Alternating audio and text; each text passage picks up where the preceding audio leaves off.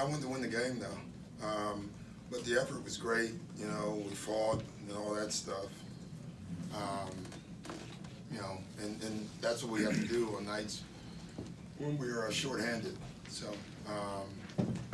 look like we followed the game plan pretty well. You know, we lost some shooters. At times you can't lose them. So the mistakes we made probably added up to the loss. But overall, I loved how we played. Trez had a career high 34 points. Yeah. What can you say about his night? It's just been terrific, you know. I think 16 points or eight baskets, maybe even 10 baskets were unassisted, where we just gave him the ball and spaced the floor, and he went and got it, you know. That tells you that he's a heck of a player, you know. And we needed every basket. He was phenomenal. Milwaukee's a hell of a defensive team, and you know, we scored 124 points tonight, but a lot of that was just great ball movement, Trez, and some timely shooting. Obviously, they have a lot of shooters around Giannis, but when Giannis is making 4 threes, I mean... Oh, we're fine with that. Like, we really were.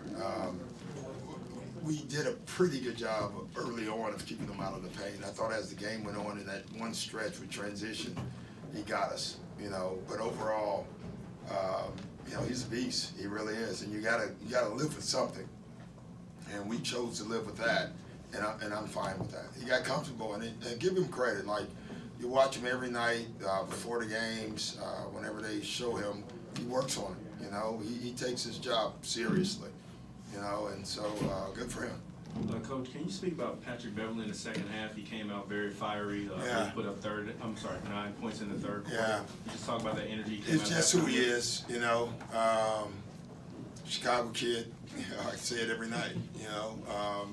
He's just a tough rascal, man. Like, he wants to win. He believes you can win every night, no matter who's on the floor.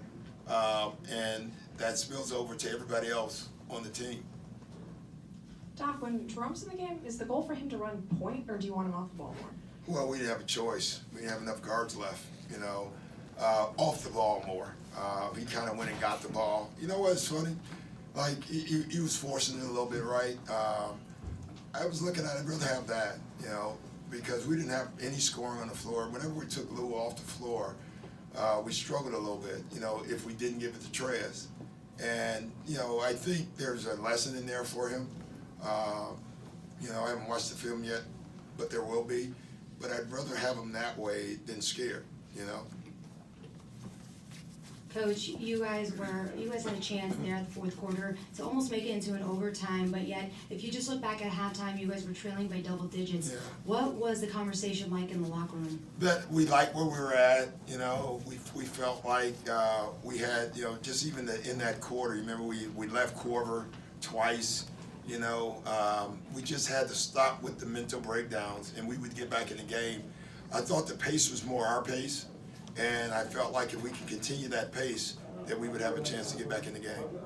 Doc, what do you look at positives going forward to play Portland tomorrow in this game? I don't know. I thought a lot of guys stepped up. I didn't like the minutes, you know, that Lou and Trez played. Personally, it was one of those coaches thing. Like it was an 8-point, 9-point game at one point. Since we lost, you'd have rather them gone up 25, you know, so we could have got them out. But you know, other than that, there were a lot of positives in the game. We just didn't win the game. I don't like losing. Yeah. You know. What do you make of Landry's kind of late surge there? He started the season and the game so off, and then he comes back and has 14 points. Yeah, it's just, you know, shooters have confidence, and I keep saying that. Like Pat Beverley is starting to make them. Landry will start to make them.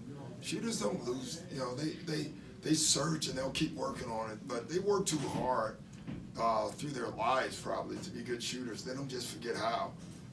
They just lose it sometimes because they're human. After carrying the offensive load with Lou, Trez, and Pat, do you have to almost monitor them tomorrow? No, I hope not. You know, we'll see. You know, we told the guys early on, top first 10 games, certain guys are going to have heavy minutes, and then we'll try to dial them back, you know. Doc, I think Milwaukee shot almost 50 threes tonight. Is Yeah. that something you're keeping track of during game? How many three-point attempts? No, we didn't care. We chose who they wanted. We were trying to, at least. before the game, we had a list, like, these are the guys that can take threes. If they make them, we may not win. They made them. But we didn't care. Like, our thing was trying as best as we could. I don't know what they ended up with. They still ended up with 42 points in the paint. You know, the number is 38, which is funny that we said if we hold them to 38 points, statistically that's when they struggle. You know, they had 42, so we were close. The game was close, so. Towards the end of the game, you challenged the offensive foul Lou had. What did the referees tell you was the reason they didn't overturn it? But yeah, I know, that was awful. It was not, they should have overturned it. That's why I hate the rule. Nobody wants to be wrong. I mean, let me just say that. And that was, you have to overturn that.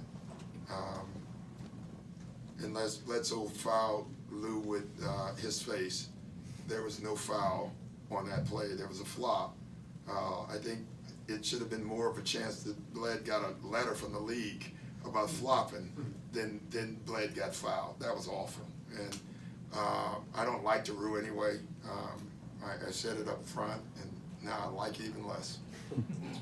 Coach, can you speak about Lou's defense this season? I feel like he doesn't get a lot of credit for it, but I feel he's been really engaged on that side of the ball. Did Lou ask you to ask that question? Because Lou last game, I will say this. I texted Lou, I think, yesterday or day before yesterday, and I said, listen, everything we asked you to do on defense, you did. And then I texted him back, please tell me this is the first time you've ever got a text from a coach like this in your life. The answer was yes, which was a little troubling. But no, he's been great. You know, he's trying to do what we've asked him to do. He has great hands, and that's what we're trying to get him to be able to put him in places where he can use his hands. All right, guys, I'll see you tomorrow. Okay, so I'm out.